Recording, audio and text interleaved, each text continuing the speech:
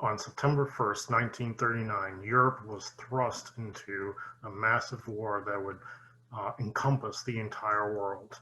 Initially, it would encompass Poland, but it would very quickly expand to the rest of the world in many different forms. So this was a reaction, certainly to Germany expanding into many of the surrounding areas to include Austria, as well as Czechoslovakia, and then Adolf Hitler, a chancellor of Germany itself, would test the waters a bit by thinking he could take Poland as well without confrontation. However, Great Britain as well as France would not let that happen. They would resist, and they declared war on Germany. As a result, they were prepared for their war.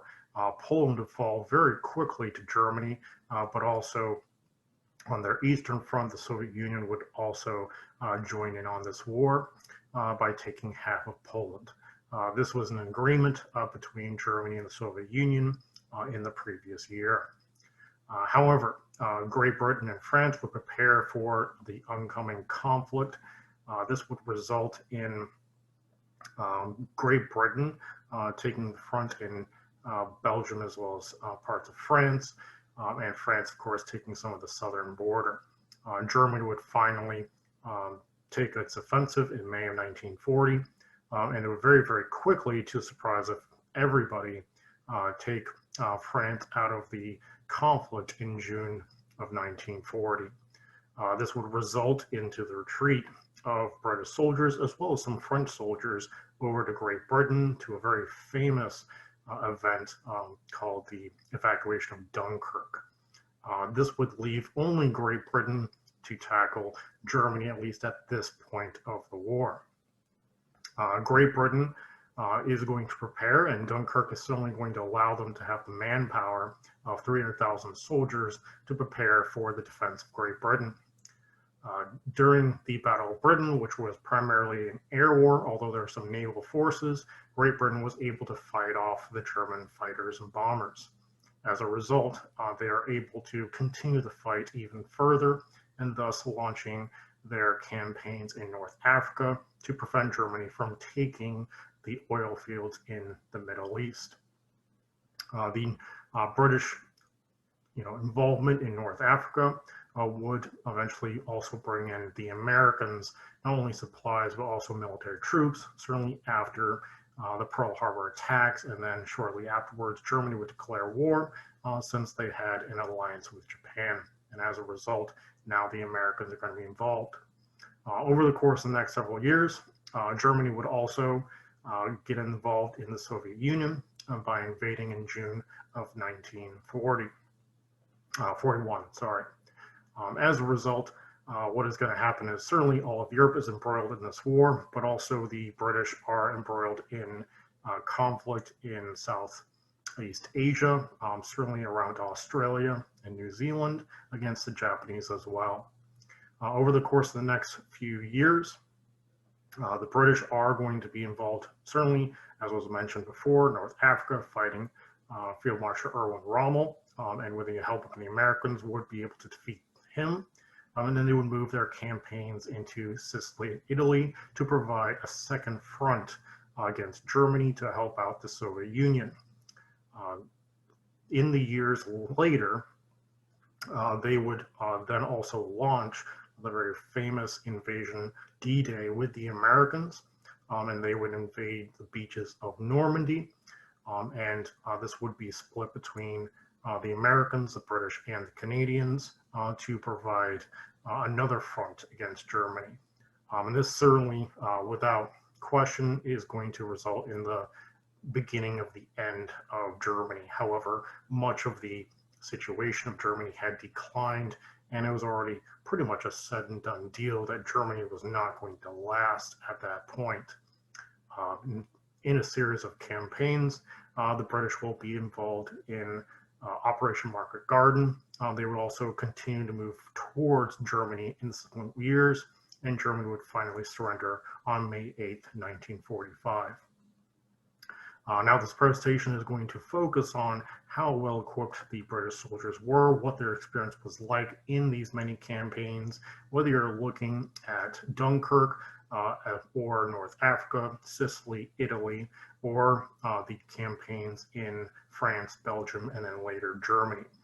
Much of these discussions will be relevant also to their campaigns in Southeast Asia, surrounding Australia, New Zealand, getting into Burma, which is very close to what is now India. So let's take a look at what the British soldier was equipped with, what the campaigns were like as far as a common soldier is concerned.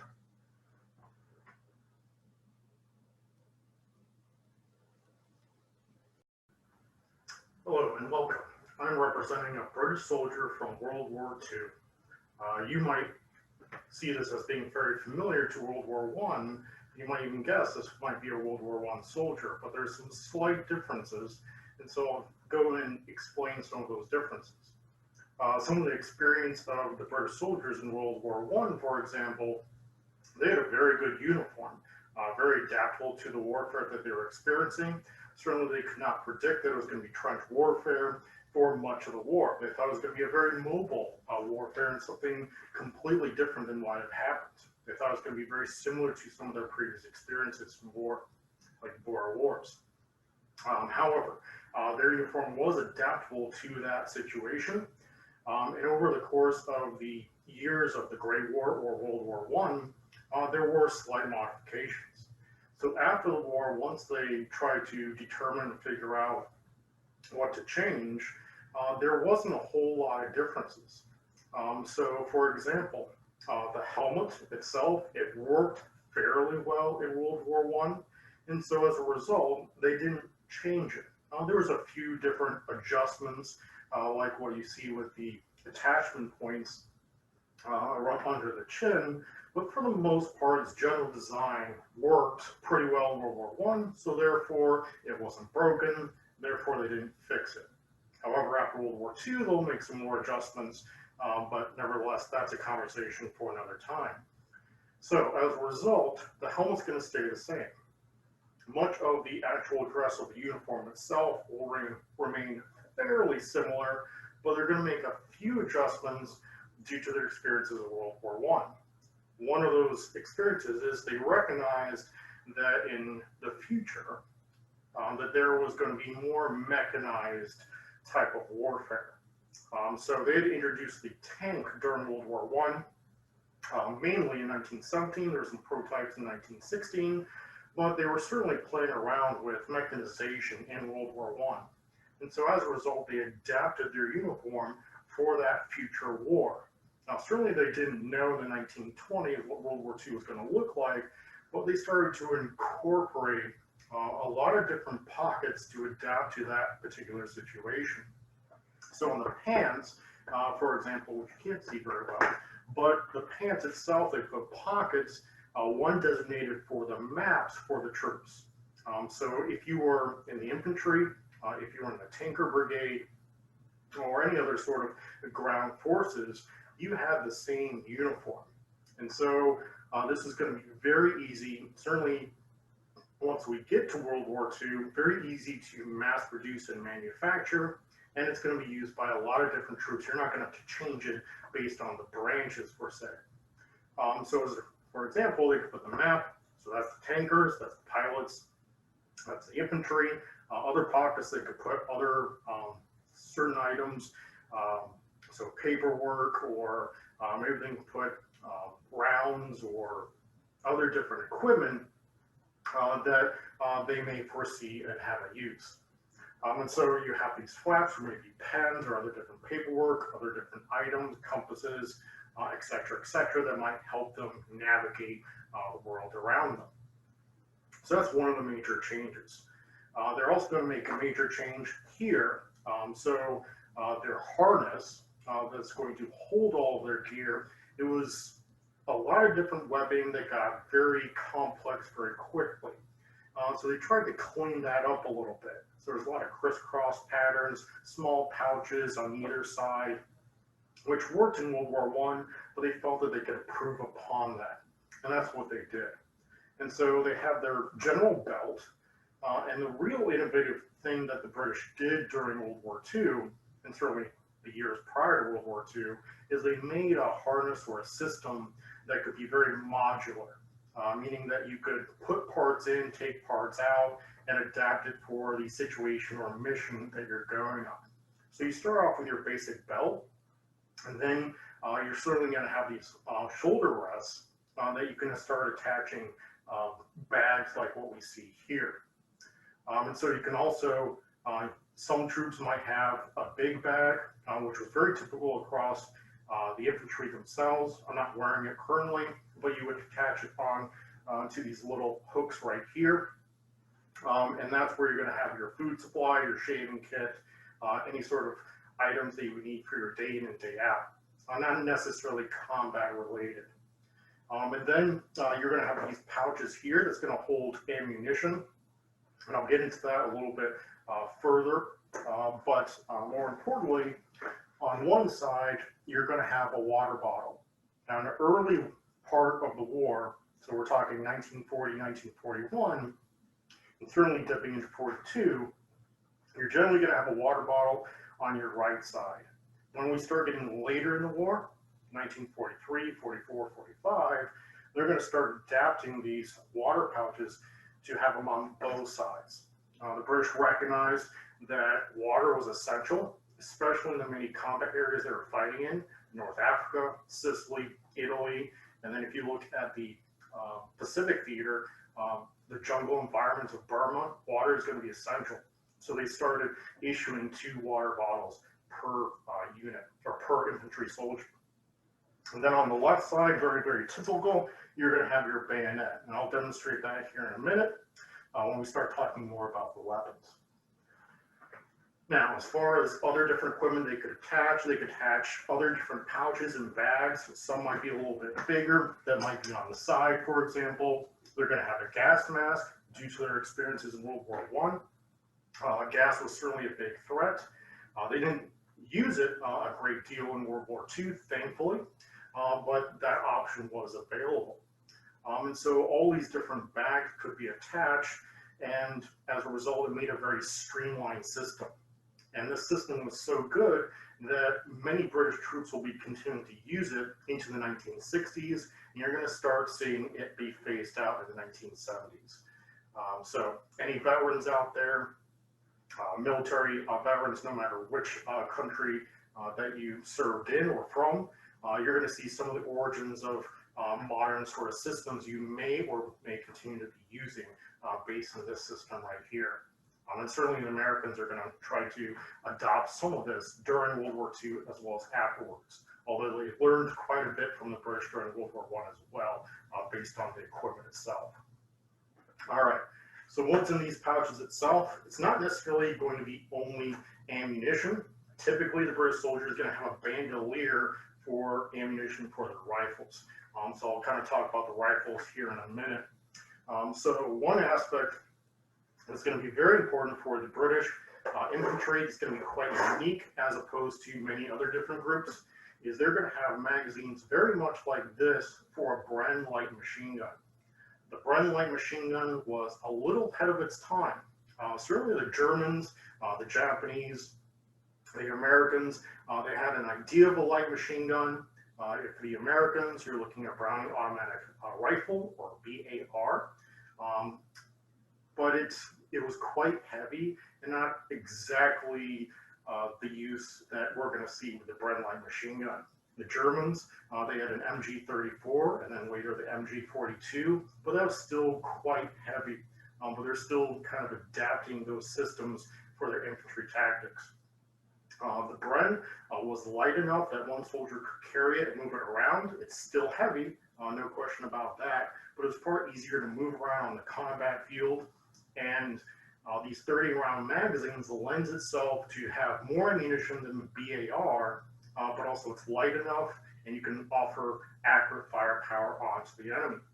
And so as a result, this is going to be the main baseline for many infantry squads or sections during this period of time for the British. So you're going to send that fire down range. Hopefully it's accurate. You're going to keep the heads down of the enemy, and that is going to allow your infantry to maneuver, get around, take out the enemy, however they may be. The Bren light machine gun is going to certainly have a series of magazines with that soldier, but every single infantry soldier in that squad or section is going to have at least 2 of these on each person. So when they're running out of ammunition per se, the Bren light machine gun in this case, I can, for example, toss a magazine towards that particular individual. And so therefore, the entire section can keep that fire on the enemy, and hopefully those soldiers will be able to use that to their advantage and take out the enemy and move on. So that's one key factor with the Bren light machine gun. So this, like I said, is a little ahead of the time because if you look at what's going to happen in the 1960s and 70s, the Soviets are going to adopt this with their later models or inspiration from the AK-47 or AKM, and they're going to adopt a light machine gun in a very similar fashion where their light machine guns can use the same sort of magazines and ammunition as the regular infantry, and the Americans will adopt this in the 2000s, so the M27. So the same basic concept, but the British were attempting to do this in the 1940s, and it worked out pretty well for them across the field. So let's take a look now at a Bren light machine gun and what that whole system is all about. This video clip comes from the YouTube channel Bloke on the Range. So if you're interested in historical firearms, check out that channel afterwards, and I'm sure you'll be entertained and learn quite a bit. So let's transition into that clip.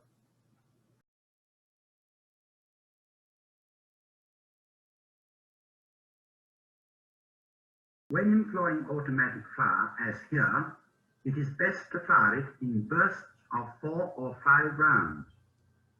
The necessary volume of fire is thereby produced, accuracy can be maintained, and excessive expenditure of ammunition is avoided. The normal rate of fire is about a magazine a minute, and it is important to remember that there are only 24 magazines in the section.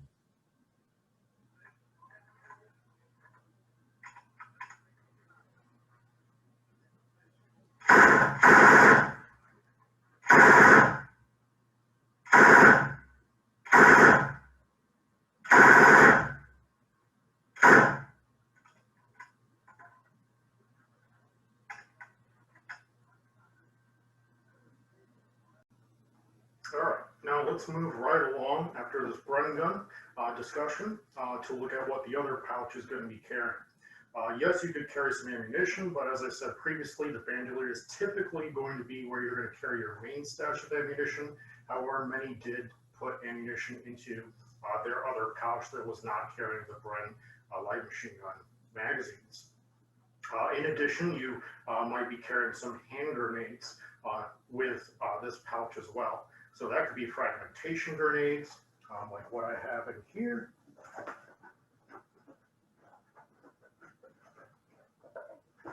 Like I said, some ammunition might be carried. There we go.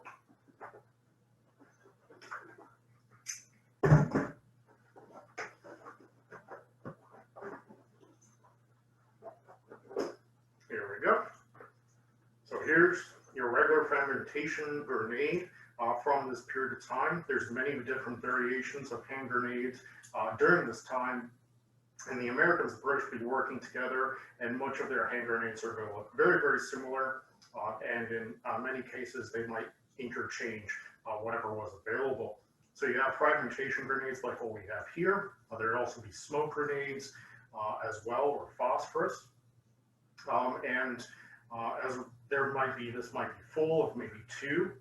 And typically 2 is going to be what's carried by each infantry soldier. The British ones, the Mills grenade, is going to be a little flatter, or fatter rather, a little bit bigger. But then you also have these skinny type of grenades as well. So let's transition to the main fighting rifle for the British. So that's what we have here.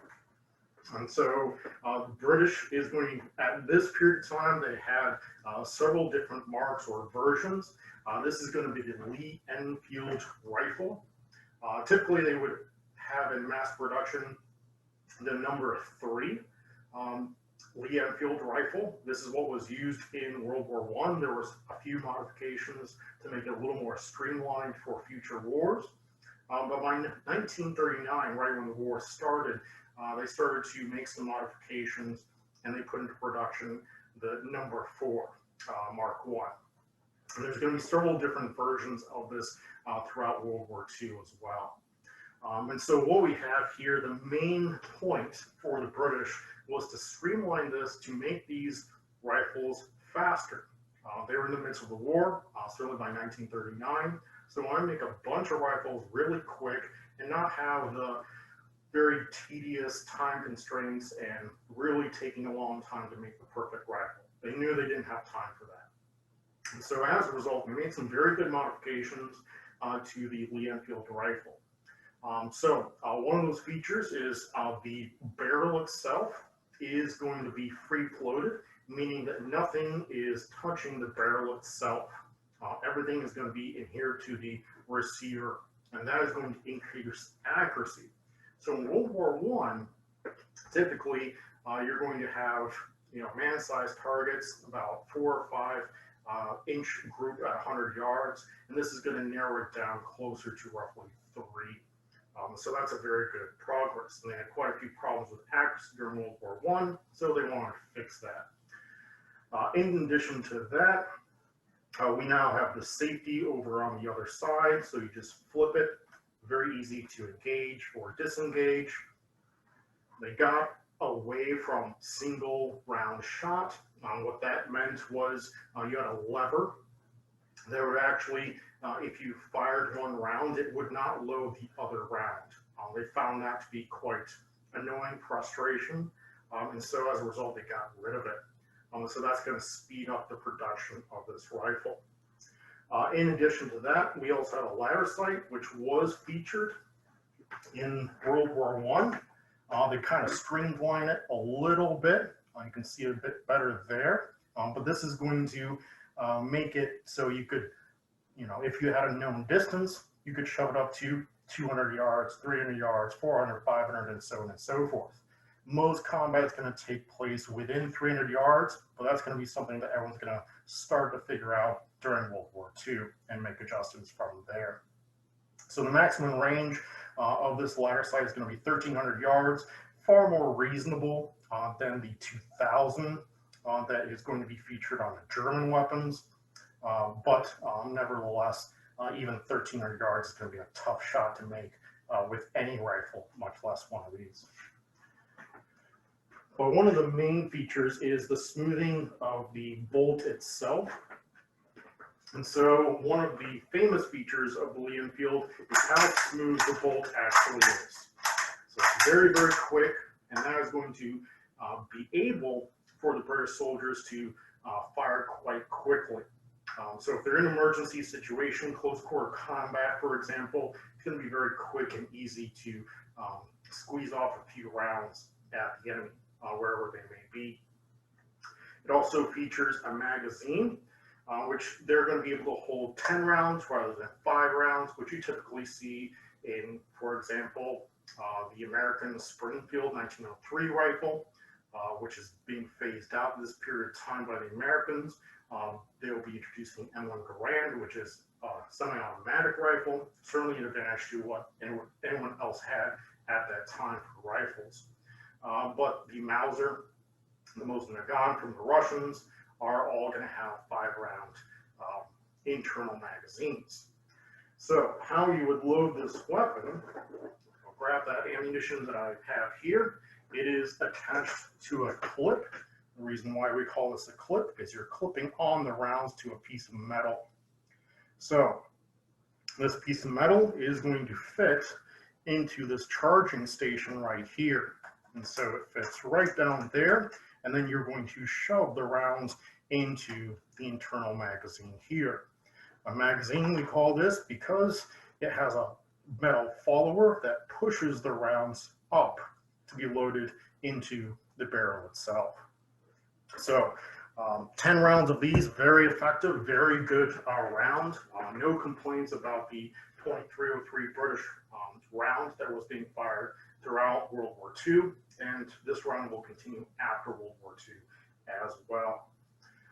Now, you might say, why are we using clips instead of magazines? Well, magazines were quite expensive at that period of time to produce, and they didn't quite trust giving a magazine to every single soldier, and we have thousands upon thousands of soldiers out in the field. You know, that's going to be a very costly endeavor. So as a result, they stuck with, you know, having a magazine within the rifle, and then using strip clips, and that's what pretty much everyone's going to do across the world. No matter what country you're a part of, the Americans, the Russians, the British, obviously, and the Germans, they're all going to use these stripper clips. All right, so just to demonstrate how quickly that you can actually do this bolt is typically, if you've ever been hunting, you're going to pull the trigger, and then you're going to rack the slide, and down you go, and you use your index finger to pull the trigger again. While the British, if you were in a, you know, close quarter combat, you need a lot of rounds on target, you're going to grip the handle in your palm of your hand, and you're going to use your middle finger to actually pull the trigger itself. And so your hand never actually leaves the bolt. And so fire quite quickly and quite accurately if you have a good prepared position. All right, so that's Lee Enfield. I will demonstrate some of the other different features. So we have the bayonet.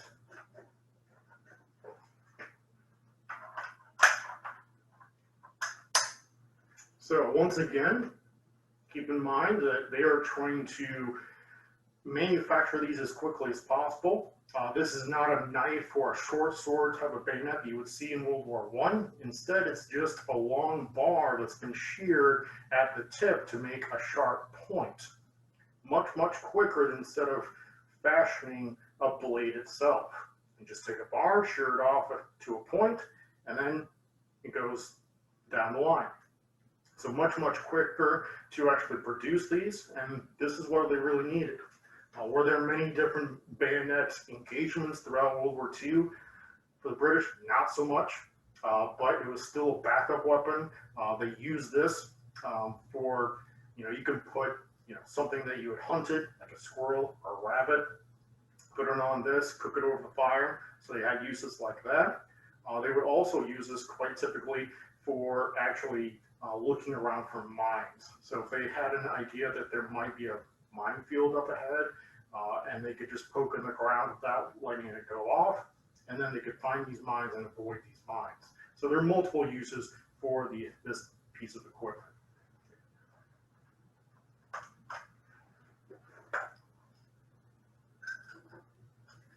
We have another piece of equipment right here.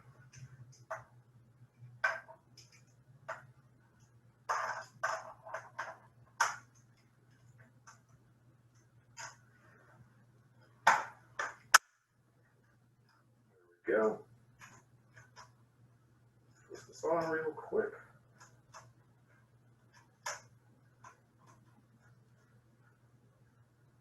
There you go. Now this might look like a silencer, suppressor, or something like that, but it is not. It is, the dead giveaway is the sight right here. This is a grenade launcher. Quite a few grenade launchers were used in World War I, but not very effectively. And so as a result, in the interwar period of the 1920s and 30s, they're going to further develop this idea because there was the idea that trench warfare might occur. And so if you could have grenade launchers that you could launch in the air, and the explosive round could land on the heads of the enemy in the other trench, they saw that as being very, very useful. So the British and the Americans and Germans and Soviets are all going to develop their own versions of grenade launchers. They're going to be far more effective. What you're seeing here, what you might be able to see here is that sight there. This will go roughly to 100 yards. give or take. You could probably make it go a little further, but the accuracy of it or the predictability of where it's going to go is probably going to be lost at that point. But it was a tool to take out machine guns, for example, and even anti-tanks. So there's going to be several different rounds, just like several different grenades that could be used. So one example is we have this rifled grenade. So what you would do is you would put it on right here. The fins down here are going to stabilize the actual round itself, and up here is going to be the shaped charge.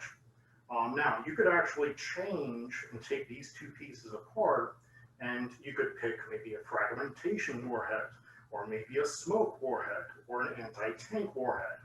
And so you have some options there. So before going out on combat, you might say, okay, we need a couple smoke, a couple frag, and they would have several separate pouches for this different equipment too.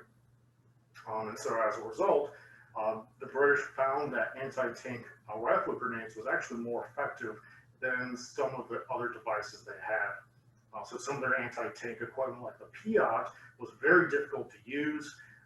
And so as a result, they would find weak spots on tanks and try to use something like this on those tanks themselves. So a lot of equipment that is being developed at this time and used very, very effectively. Now, in opposition, we have the Mauser. So this is going to be used by the Germans during World War II. A longer version was used by the Germans in World War I. It is bolt action, very much what we saw with the Lee Enfield. But this is a very robust, very durable, and reliable rifle. And you can see here we got a bayonet, which is fashioned in a knife, as opposed to what we see with the spike bayonet that we saw in the Lee Enfield. This is going to take quite a bit of time to manufacture, and much of the German equipment is going to lag behind because the Germans are looking for perfection when they don't really have the time and effort to really perfect every single piece of equipment. They're going to kind of get that message by 1943-44, but by then they're already losing the war, and they're having bombs dropped on them by the British, the Americans, and then certainly by late 44-45, now the Soviets. So that's going to be a bit of an issue for them. But nevertheless, it was a good design. It was bolt action.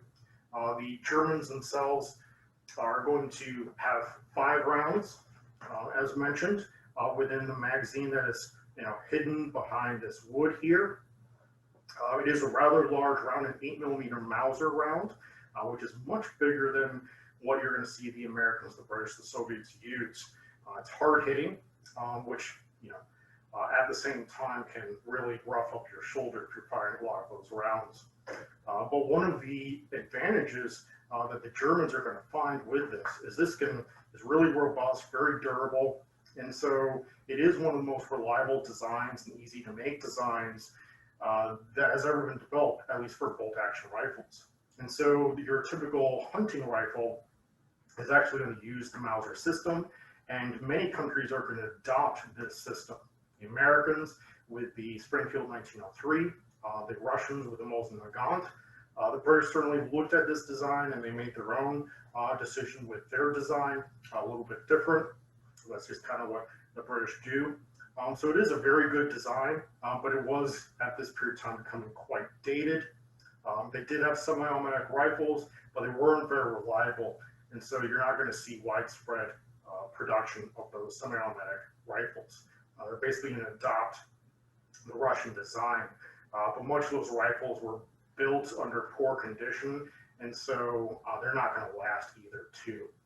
So it's certainly a great rifle, but it's a little bit behind the times. Certainly on par with capability as a Lee Enfield, because the Germans are going to develop grenade launchers, certainly have a bayonet.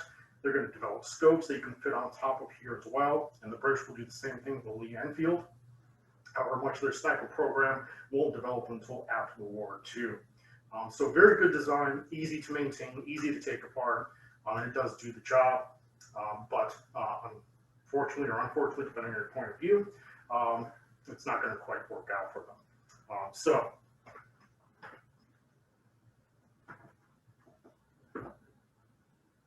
bottom line, that's the equivalent of a British soldier at this period of time. There is more equipment out there, certain bags and other different equipment that is available for the British soldier, but this is typically what the British soldier is actually going to have and contain, and this is going to be his everyday life.